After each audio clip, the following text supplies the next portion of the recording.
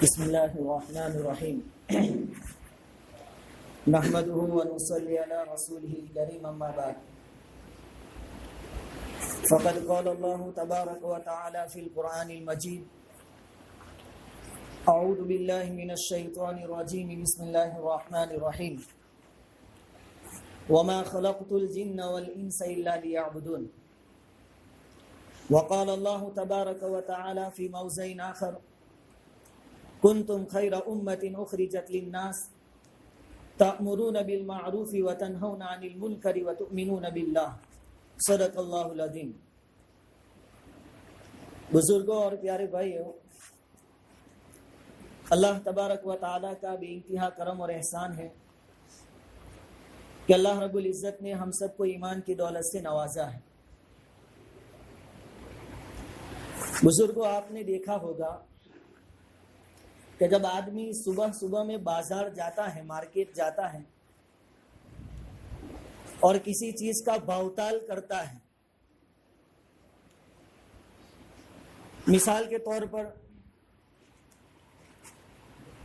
اس نے ٹماٹر کے بارے میں بھاؤ پوچھا، ویپاری کہتا ہے کہ 20 روپے کلو ملے گا صبح میں۔ اس وقت اگر تم یہ کہو کہ 15 روپے میں کلو دے دے تو وہ نہیں دے گا۔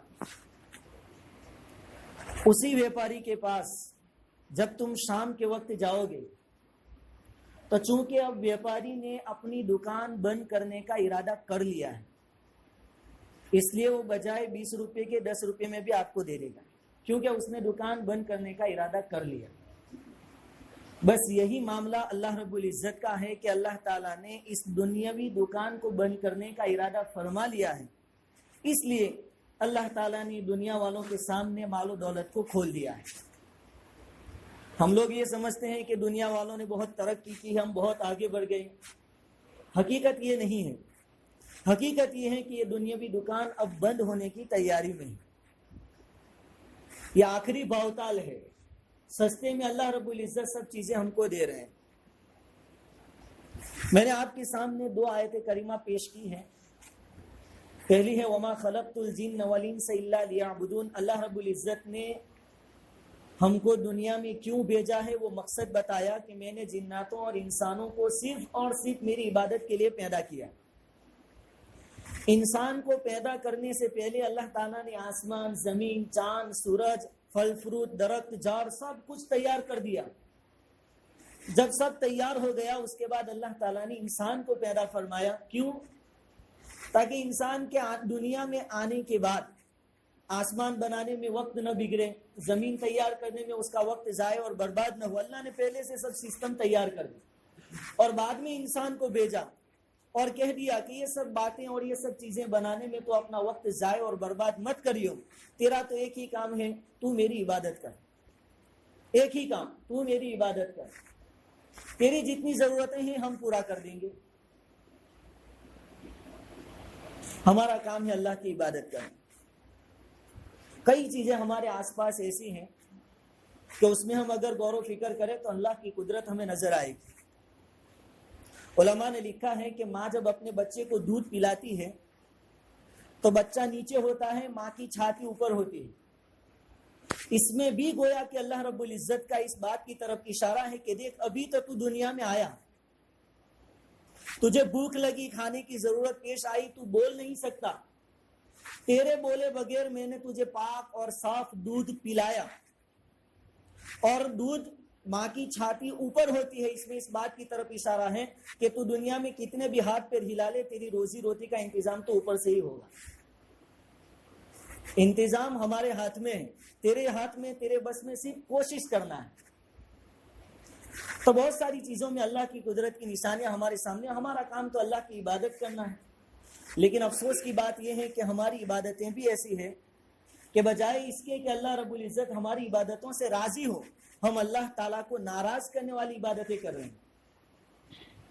ہماری نمازیں دیکھو، روزے دیکھو، کوئی بھی عبادت اٹھا کر دیکھ لو، ہم میں سے کوئی آدمی یہ گارنٹی کے ساتھ نہیں کہہ سکتا کہ میں 100% جیسی اللہ نے مجھ سے چاہی ویسی عبادت کر رہا ہوں، کوئی نہیں ملے گا۔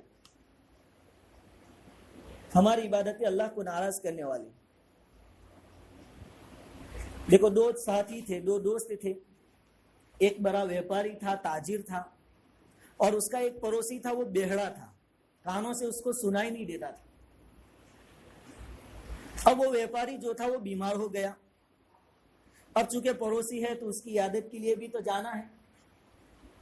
लेकिन बेहरे को एक ख्याल आया कि मैं वहां जाऊंगा, उससे कुछ बातचीत करूंगा तो वो क्या बोलेगा वो तो मुझे समझ में आएगा नहीं, मुझे तो सुनाई देता नहीं. बड़ा परेशान हुआ. लेकिन उसने देखा कि दूर दराज से लोग इसकी इयादत के लिए आ रहे हैं, मैं पड़ोसी होकर न जाऊं ये तो बहुत बुरी बात हो, इसलिए जाना तो चाहिए. लेकिन बात वही आती थी कि जाकर वो क्या बोलेगा वो तो समझ में नहीं आएगा, मैं क्या करूंगा.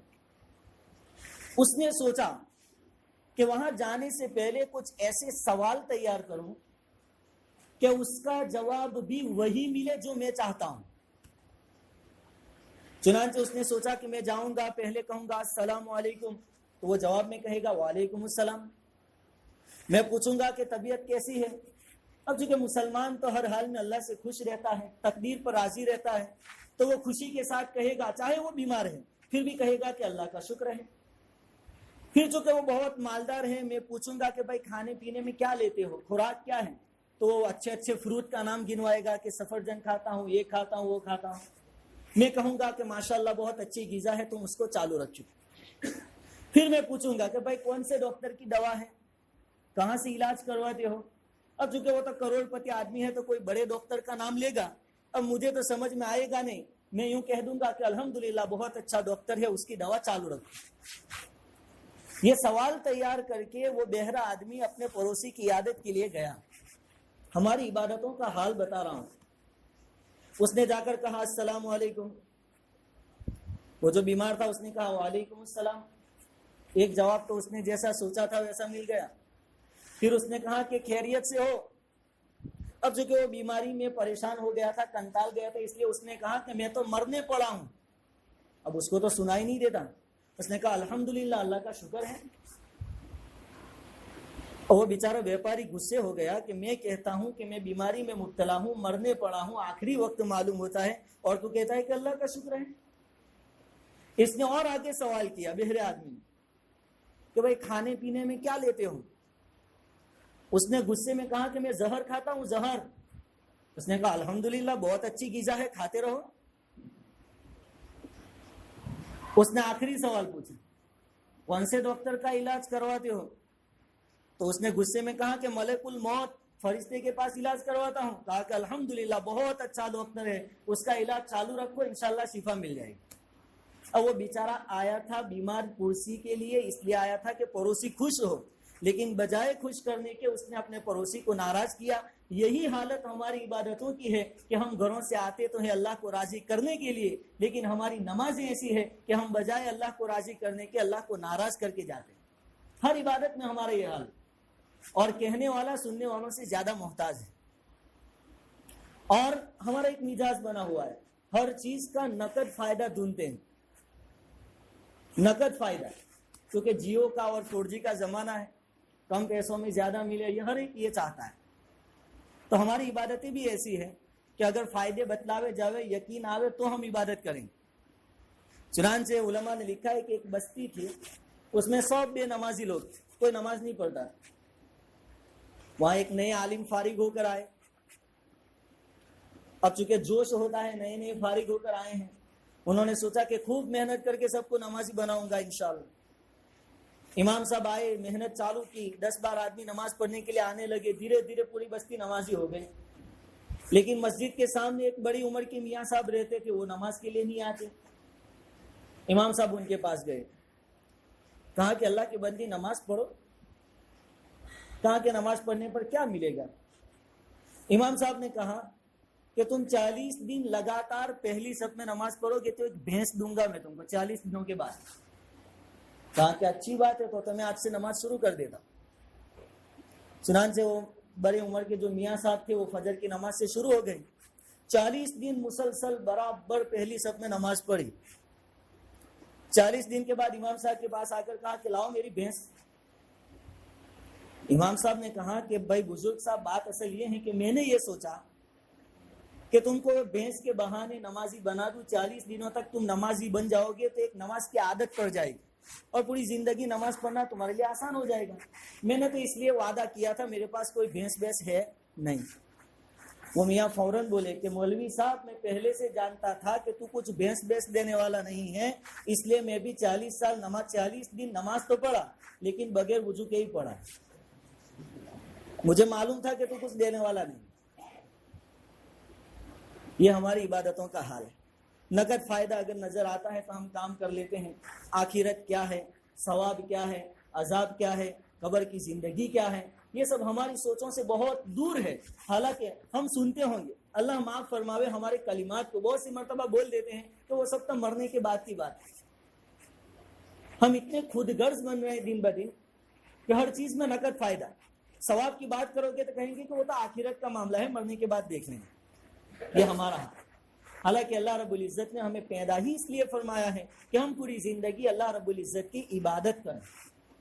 یہ عبادتیں کوئی مشکل کام نہیں ہے. اللہ تعالیٰ نے قرآن کریم میں ارشاد فرمایا, لا یکلف اللہ نفسا الا وسعها, ہم کسی کی طاقت سے زیادہ اس کو اعمال کا پابند نہیں بناتے. ہم نے تم کو جتنی طاقت دی ہے اتنے ہی اعمال کا حکم دیا ہے. طاقت سے زیادہ ہم کسی کو مکلف نہیں بناتے. یہ تو ایک شیطان ہمارے سامنے کچے نقشے کھینچا کرتا ہے کہ بھائی فجر میں اب تو راتیں مختصر ہے, جلدی سے اٹھنا, نماز پڑھنا, یہ تو بہت مشکل ہے. لیکن حقیقت میں کوئی مشکل کام نہیں. آپ نے بڑی بڑی آفسوں میں یا ایئرپورٹ پر دیکھا ہوگا, وہ آٹومیٹک دروازے آتے ہیں, آدمی سامنے کھڑا ہو تو کھل جاتے ہیں, اس کو کھولنے کی ضرورت نہیں آتی. اب کوئی آدمی دور سے دیکھے کہ دروازہ تو بند ہے, میں کیسے جاؤں گا, چلو واپس چلا جاتا ہوں. اب یہ سوچ کر دور سے بند دروازہ دیکھ کر واپس چلا جائے گا تو وہ اپنی منزل تک زندگی بھر نہیں پہنچ پائے گا. وہ اس کے قریب جائے گا, باقی کا کام آٹومیٹک ہو جائے گا, تو وہ دروازہ خود بخود کھل جائے گا. ہم ہمت کر کے اپنے آپ کو اللہ کے سامنے پیش تو کریں, باقی کی عبادتیں اللہ رب العزت ہمارے لیے آسان کریں. تو ایک ہمارا کام ہے, دنیا میں آنے کا ہمارا مقصد ہے عبادت, پوری زندگی عبادت. اللہ رب العزت بقیہ پوری زندگی اللہ کی عبادت کے ساتھ گزارنے کی توفیق عطا فرما. دوسری ایک وجہ, دوسری آیت جو میں نے پڑھی, ہمارے دنیا میں آنے کا دوسرا مقصد, کنتم خیر امۃ اخرجت للناس. اللہ تعالیٰ ہم کو کہتے ہیں کہ تم تو بہترین امت ہو, لوگوں کی ہدایت کے لیے پیدا کیے گئے ہو, اپنا پیٹ بھرنے کے لیے نہیں, لوگوں کے نفع کے لیے, لوگوں کو دنیاوی اور اخروی نفع پہنچانے کے لیے تم کو میں نے پیدا کیا. تو پورے عالم میں اسلام پھیلانا, اسلام کی دعوت دینا, یہ ہماری ذمہ داری ہے. اللہ رب العزت نے قرآن کریم میں اس کو بیان فرمایا ہے, یہ ہماری ذمہ داری.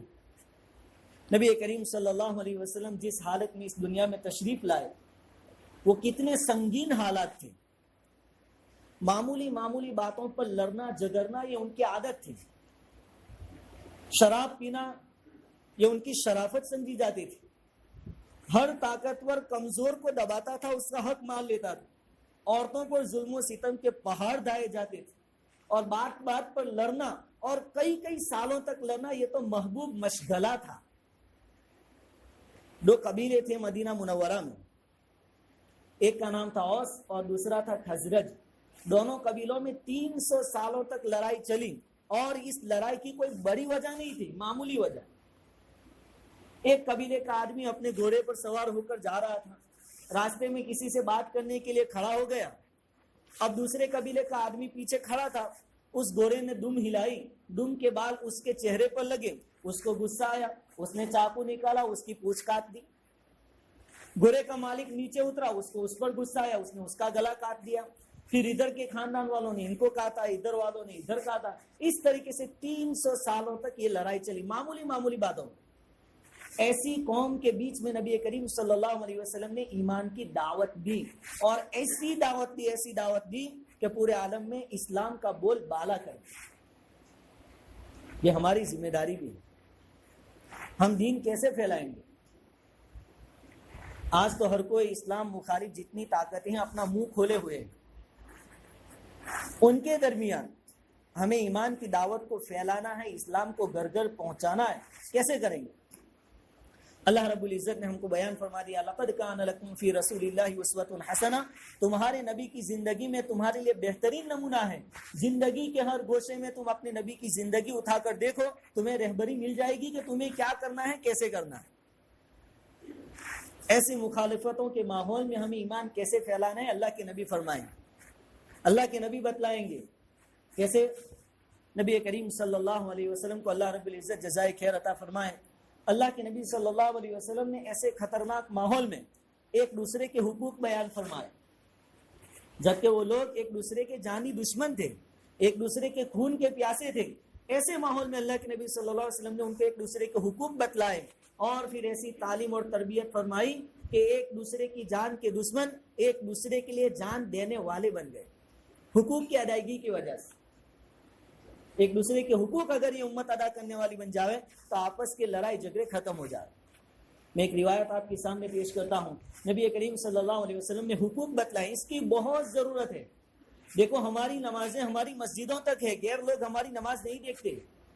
ہماری قرآن کی تلاوت ہمارے گھروں تک اور مسجدوں تک ہے، غیر لوگ ہمارا قرآن نہیں پڑھتے۔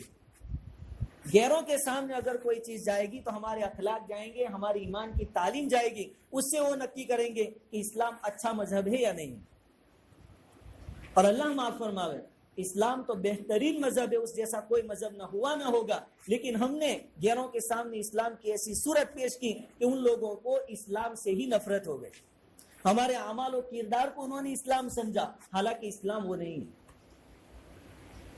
صحابہ کرام رضوان اللہ علیہم اجمعین نے نبی کریم صلی اللہ علیہ وسلم سے سوال کیا کہ اللہ کے نبی ما حق الجار علی الجار، ایک پڑوسی کے دوسرے پڑوسی پر حقوق کیا ہے؟ دیکھیں یہ باتیں بہت چھوٹی ہے لیکن بہت کام کی ہے۔ سوال پوچھا کہ پڑوسی کے اوپر حقوق کیا ہے؟ نبی کریم صلی اللہ علیہ وسلم نے ارشاد فرمایا ان استعانک اعنتہ، یہ پہلا حق، اگر پڑوسی کسی بات میں تجھ سے مدد طلب کرے تو اس کی مدد کر۔ آج اس امت کو سب سے زیادہ ایک دوسرے کی مدد کی ضرورت ہے۔ بکھری ہوئی امت، ہر ایک اپنی اپنی سوچ کے اعتبار سے الگ الگ جا رہا ہے۔ ایک روایت میں نبی کریم صلی اللہ علیہ وسلم کا ارشاد ہے کہ جو بکری اپنے ریوڑ سے الگ ہو جاتی ہے بھیڑیا اس کو پھاڑ کھاتا ہے۔ یہی پوزیشن اس امت کی ہے کہ ہر امتی الگ الگ فرقوں میں جا رہا ہے، الگ الگ جماعتیں بنا رہے ہیں، الگ الگ گروہ اور خاندان اور پارٹیاں بنا رہے ہیں، اور بھیڑیے ہم کو آئے دن کھاتے جا رہے ہیں۔ ہو رہا ہے کہ نہیں بھائی؟ ان استعانک انتہ، تیرا پڑوسی اگر کسی بات میں تیری مدد چاہے تو تو مدد کر، اور مدد بھی اللہ کے واسطے، اللہ کو راضی کرنے کے لیے۔ صدیق اکبر رضی اللہ تعالیٰ عنہ کے زمانے میں مدینہ منورہ کے امیر المؤمنین ہیں، باقاعدہ ایک لسٹ تیار ہوتی تھی، اس میں نام لکھے جاتے تھے کہ پورے مدینہ میں کون کون ضعیف اور کمزور قسم کے لوگ ہیں، کن کو خدمت کی ضرورت ہے۔ پوری لسٹ تیار ہوتی، اس کے سامنے صحابہ کرام اپنے اپنے نام لکھوا دے کہ ان کی خدمت میں کروں گا، ان کی خدمت میں کروں گا۔ حضرت عمر رضی اللہ تعالیٰ نے ایک مرتبہ تشریف لائے، دیکھا کہ پوری لسٹ بھر گئی، صرف اخیر میں ایک بوڑھی عورت کا نام باقی ہے، اس کے سامنے کسی کا نام نہیں۔ حضرت عمر رضی اللہ تعالیٰ عنہ نے دل میں سوچا کہ آج سے میں خدمت کے لیے جاؤں گا۔ صبح کو فجر کی نماز کے بعد وظیفے مکمل کرنے کے بعد وہاں پہنچے، دروازہ کھٹکھٹایا، کہاں کون؟ کہا کہ میں عمر، امی جان میں آپ کی خدمت کے لیے آیا ہوں۔ دروازہ کھولیے، اندر سے عورت کی آواز آئی کہ بیٹا کوئی اللہ کا بندہ آیا تھا، خدمت کر کے چلا گیا، میرے برتن بھی دھو دیے، جھاڑو بھی لگا دیا، اور پانی بھر کے لانے کا تھا وہ بھی لا کے رکھ دیا۔ حضرت عمر رضی اللہ تعالیٰ عنہ کو تعجب ہوا، پوچھا کہ وہ کون تھا؟ کہا کہ بیٹا وہ تو کئی مہینوں سے آتا ہے، نہ میں نے کبھی اس کا نام پوچھا نہ اس نے کبھی اپنا نام بتایا، وہ تو آتا ہے، دستک دیتا ہے، میں پردے میں چلی جاتی ہوں، وہ اپنی خدمت کر کے چلا جاتا ہے۔ حضرت عمر رضی اللہ تعالیٰ عنہ نے سوچا کہ کل تھوڑا جلدی آ جاؤں گا اور دیکھوں کہ کون ہے اللہ کا بندہ جس نے نام بھی نہیں لکھوایا۔ دوسرے دن فجر سے پہلے پہنچ گئے، دروازہ کھٹکھٹایا، کہا کہ میں عمر خدمت کے لیے آیا ہوں۔ اندر سے آواز آئی کہ بیٹا اللہ کا ایک بندہ آیا تھا، خدمت کر کے چلا گیا۔ حضرت عمر رضی اللہ تعالیٰ عنہ کو بہت تعجب ہوا کہ اتنا مخلص بندہ کون ہے۔ حضرت عمر نے سوچا کہ آج پوری رات یہاں رکوں گا، دیکھ کر رہوں گا کہ وہ اللہ کا بندہ کون ہے۔ تیسرے دن عشاء کے بعد حضرت عمر رضی اللہ تعالیٰ عنہ اس بری عورت کے دروازے پر جا کر بیٹھ گئے۔ آدھی رات کو جب سناٹا چھا گیا، سب لوگ سو گئے، تو حضرت عمر رضی اللہ تعالیٰ عنہ نے دیکھا کہ کوئی چپکے چپکے دھیرے دھیرے قدم رکھتا ہوا آ رہا ہے۔ جیسے ہی دروازے پر پہنچے حضرت عمر فوراً کھڑے ہو گئے اور پوچھا کون؟ بالکل دھیرے آواز میں کہا کہ میں ابو بکر ہوں، امیر المؤمنین صدیق اکبر ابو بکر صدیق رضی اللہ تعالیٰ، مومنوں کا بادشاہ۔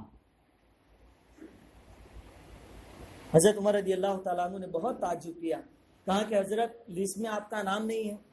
کہا کہ میں نہیں چاہتا کہ میری خدمت دنیا دیکھے، میں جس کو دکھانا چاہتا ہوں وہ دیکھ رہا ہے، جس کے لیے میں کر رہا ہوں وہ دیکھ رہا ہے، یہ نیتیں ہماری ہوئی۔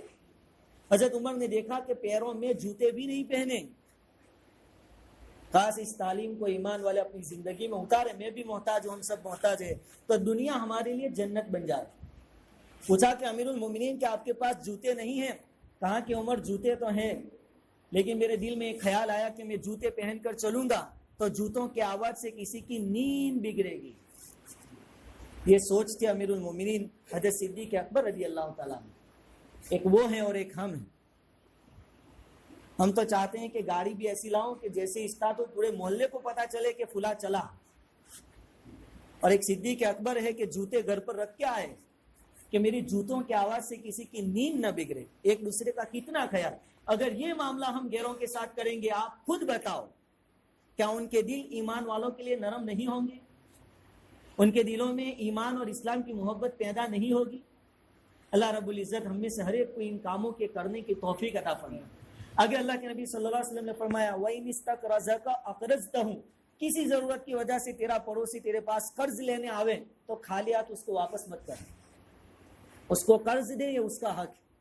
اور پھر فضیلتیں بھی بتلائی کہ آپ نے کسی کو 500 روپے قرض دیا ایک مہینے کے وعدے پر، تو گویا کہ آپ روز اس کو 500 روپے صدقہ دے رہے ہو، اتنا ثواب تم کو ملے گا، روز 500، اور پیسے تو واپس ہی ملیں گے تم کو۔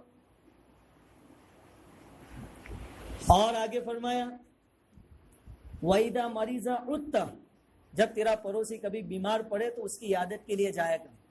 دیکھو یہاں مسلمان پڑوسی ہو، ایمان والا ہو، ایسی کوئی قید نہیں، مطلق کوئی بھی ہو، یہودی ہو، نصرانی ہو، مشرک ہو، کافر ہو، کوئی بھی ہو، پڑوسی پڑوسی ہوتا ہے۔ آگے ایک بات اللہ کے نبی صلی اللہ علیہ وسلم نے فرمائی وَإِنْ أَصَابَهُ خَيْرٌ هَنَّأْتَ، اگر تیرے پڑوسی کے وہاں کوئی خوشی کا موقع ہو، کچھ خوشی اس کو حاصل ہو، تو اس کو مبارکبادی دینے کے لیے وہاں جا۔ کوئی ڈگری مل گئی پڑوسی کو تو ہم خوشی خوشی اس کو مبارکبادی دینے کے لیے اس کے گھر جا۔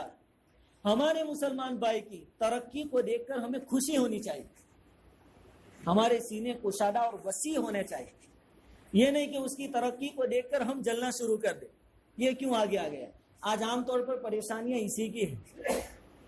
کہتے ہیں کہ آدمی اپنی تکلیفوں سے اتنا دکھی نہیں ہے جتنا دوسروں کی خوشیوں سے دکھی ہے، دوسروں کی خوشیاں اسے برداشت نہیں ہوتی۔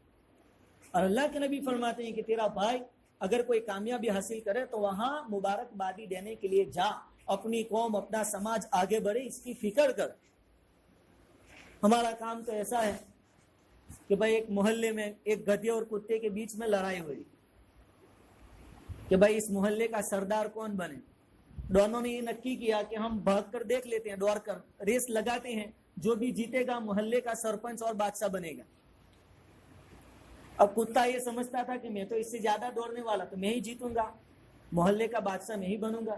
اب دوڑ شروع ہوئی، گدھا اپنی رفتار سے بھاگ رہا ہے، کتا بھاگ رہا تھا، لیکن کتے کو تھوڑی معلوم تھا کہ ہر محلے میں میرے ہی نسبی بھائی جو ہیں کتے، وہ مجھے ہی بھونکیں گے اور میرے ساتھ جھگڑیں گے اور مجھے روکے رکھیں گے۔ جون سی گلی میں کتا گھستا، وہ گلی والے کتے اس کے ساتھ لڑائی جھگڑا شروع کر دیتے ہیں، اور ایسا کرتے کرتے گدھا پہلے پہنچ گیا اور وہ جیت گیا۔ یہ حال ہمارا ہے، آپس کی لڑائیوں نے اس امت کو تباہی اور بربادی پر لا کر رکھ دیا ہے۔ پہلے بھی اس امت نے بہت کچھ کھویا ہے آپس کی لڑائیوں کی وجہ سے، ایک دوسرے سے حسد اور بغض کی وجہ سے۔ اندلس جس کو آج ہم اسپین کہتے ہیں، 800 سالوں تک مسلمانوں نے راج کیا ہے وہاں، حکومت، اور پھر عیسائی وہاں غالب آئے۔ وہ کیسے کہ مسلمان بادشاہوں میں آپس میں لڑائی جھگڑے ہوتے رہے، بات یہاں تک پہنچ گئی کہ ایک مسلمان بادشاہ دوسرے مسلمان بادشاہ کے خلاف عیسائیوں سے مدد لینے لگا، اور عیسائیوں کے ہاتھوں مسلمانوں نے ہی مسلمانوں کو قتل کروایا۔ اس کا نتیجہ یہ ہوا کہ عیسائیوں کے دلوں سے مسلمانوں کا رعب، دبدبا، یہ سب ختم ہو گیا، اور رہتے رہتے عیسائی غالب ہو گئے، مسلمان مغلوب ہو گئے۔ ایک مثال علماء نے دی ہے کہ کس طرح عیسائیوں نے مسلمانوں کو آپس میں لڑایا۔ تو بھائی ایک سازش بنائی گئی، اس کے بعد ایک بڑا پادری عیسائی ایک عالم کے پاس آیا، بہت بڑے عالم تھے، ہر جمعہ کو بیان کیا کرتے تھے، کہا کہ ماشاءاللہ آپ تو بہت بڑے عالم ہیں، لوگوں میں آپ کی بہت عزت ہے، علم کے سمندر ہیں آپ تو، ایک مسئلے کے لیے آیا ہوں۔ کہا کہ بولیے۔ کہا کہ مسئلہ یہ ہے کہ اصحاب کہف کے کتے کا رنگ کیسا تھا، کالا تھا، سفید تھا، پیلا تھا، نیلا تھا، یہ بتا دیجیے۔ اور جو کہ اس نے عالم کی تعریف بہت کی تھی، اس لیے عالم کو شرم آئی کہ میں یہ کہہ دوں کہ مجھے معلوم نہیں تو میری تو عزت چلی جائے گی۔ عالم صاحب نے یوں ہی سوچ کر کہہ دیا کہ سفید کلر تھا۔ اس نے کہا ٹھیک ہے، یہ بات آپ جمعہ کے بیان میں کہہ دیجئے گا تاکہ ہمارے جیسے بہت سارے جاہلوں کو پتہ چل جاوے کہ اصحاب کہف کے کتے کا رنگ کیسا تھا۔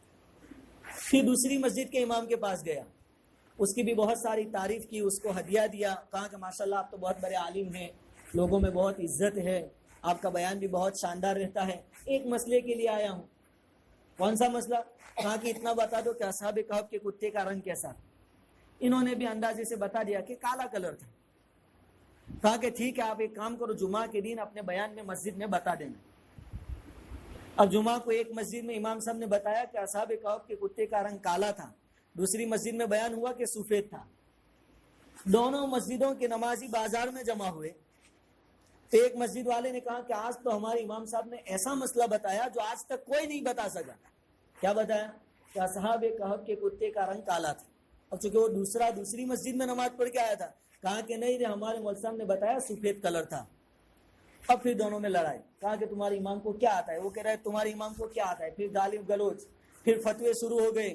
اس امام کے پیچھے جو نماز پڑھے اس کی نماز نہیں ہوتی، وہ مسجد میں جو وضو کرے اس کا وضو نہیں ہوتا، پھر آپس میں لڑائیاں شروع ہو۔ اس طرح آج بھی غیر قومیں ہمیں آپس میں لڑا کر اپنے مقصد کو حل کر رہی ہے، اپنے مقاصد کو حل کر رہی ہے۔ آپس کی لڑائیاں ختم کرے گی تو ہی یہ امت آگے آ سکتی۔ نبی کریم صلی اللہ علیہ وسلم نے جب آخری ایام تھے، جب حجرے مبارکہ سے باہر تشریف لائے، ایک سب نے صحابہ کرام کو نماز پڑھتے ہوئے دیکھا تو آپ نے تبسم فرمایا۔ پوچھنے پر آپ نے بتایا کہ مجھے بہت خوشی ہوئی کہ میری امت ایک پلیٹ فارم پر ایک امام کے پیچھے جمع ہو۔ جب تک یہ متفق رہیں گے، دنیا کی کوئی طاقت ان کو نقصان نہیں پہنچا سکتی، اور جب یہ بکھر جائیں گے تو دنیا کے دشمن جو ہیں ان کے، وہ اپنا لقمہ بنا لیں۔ آج پوزیشن یہی ہے، ہم اپنے دلوں سے حسد، کینہ، کپٹ، بغض، عداوت کو دور کریں، اور اللہ رب العزت کے خاطر ایک دوسرے سے اگر کچھ ناچاکی ہو گئی ہے تو معافی صافی کر لیں۔ آج کی رات کی فضیلت میں ایک حدیث میں یوں بھی ہے کہ آج اللہ رب العزت معافی مانگنے والوں کو معاف فرما دیتے ہیں، لیکن 8 قسم کے بدنصیب لوگ وہ ہیں جن کی معافی آج کی رات میں بھی نہیں ہوتی۔ اس میں ایک وہ ہے جو رشتوں ناتوں کو توڑتا ہے، تعلقات کو توڑتا ہے، آج کی رات میں بھی اس کی معافی نہیں ہوگی جب تک کہ وہ اپنے حقوق کو معاف نہ کروا لے اور اللہ رب العزت سے توبہ نہ کرے۔ آگے ایک بات اللہ کے نبی صلی اللہ علیہ وسلم نے اور بیان فرمائی کہ جب تو اپنے گھر میں کوئی اچھی چیز پکاوے تو پڑوسی کو بھی تھوڑا کچھ دیا کر، کھانا کھلایا کر۔ اس کے بھی بچے ہیں، اچھا اچھا کھانے کا ان کو بھی شوق ہے، اس کا اتنا حق تو ادا کیا ہے۔ یہ کھانا کھلانے پر آخری بات بتا کر اپنی بات ختم کرتا ہوں کہ آپ نے موبائل پر سنا ہوگا مولانا سجاد نعمانی صاحب کا بیان۔ انہوں نے بتایا کہ جب 2002 میں گجرات میں جو دنگے ہوئے اور کئی ہزاروں مسلمان بے گناہ مارے گئے، کاٹے گئے، اس وقت انہوں نے گجرات کا دورہ کیا، اور گجرات کے وہ علاقے جہاں پر مسلمانوں کا بہت زیادہ نقصان ہوا، وہاں جا کر حضرت نے تفتیش کی، چھان بین کی، تو معلوم ہوا کہ یہاں پر آدیواسیوں کا ایک سردار ہے، اس کے کہنے سے آدیواسیوں نے مسلمانوں پر حملہ کیا۔ حضرت نے اس کے ساتھ میٹنگ کی۔ حضرت فرماتے ہیں کہ رات کو 1 یا 2 بجے ہماری میٹنگ ہوئی۔ حضرت کہتے ہیں کہ میں نے ان سے پوچھا کہ ایک انسان ہونے کے ناطے تمہارے دلوں میں اتنا بھی رحم نہیں آیا؟ تم کتنے بے رحم ہو گئے کہ تم نے حاملہ عورتوں کے پیٹوں کو چیرا اور اس میں سے معصوم بچوں کو، جن کے اندر ابھی جان بھی نہیں پڑی تھی، ان کو نکالا اور اپنی تلواروں پر اٹھایا اور ان کو بھی ٹکڑے ٹکڑے کر دیا۔ اتنی ساری بے دردی اور بے رحمی تم کہاں سے لائے؟ اس وقت اس نے جواب دیا تھا. حضرت نے اپنے بیان میں فرمایا ہے کہ مولانا بات اصل یہ ہے کہ آپ دیکھو سورت سے لے کر احمد آباد تک ہائی وے پر بڑی بڑی مسجدیں ہیں, بڑے بڑے مدرسے ہیں. ہم وہ مدرسوں کے سامنے نالوں پر رہنے والی قوم ہے. روزانہ مسجد میں مدرسوں میں اچھا اچھا کھانا تیار ہوتا ہے اور پھر ہڈیاں اور روٹیاں سب کچرے پیٹی میں پیچھے پھینکتے ہیں ہمارے سامنے, لیکن آج تک کوئی ہمیں ایک لقمہ بھی کھلانے نہیں آیا.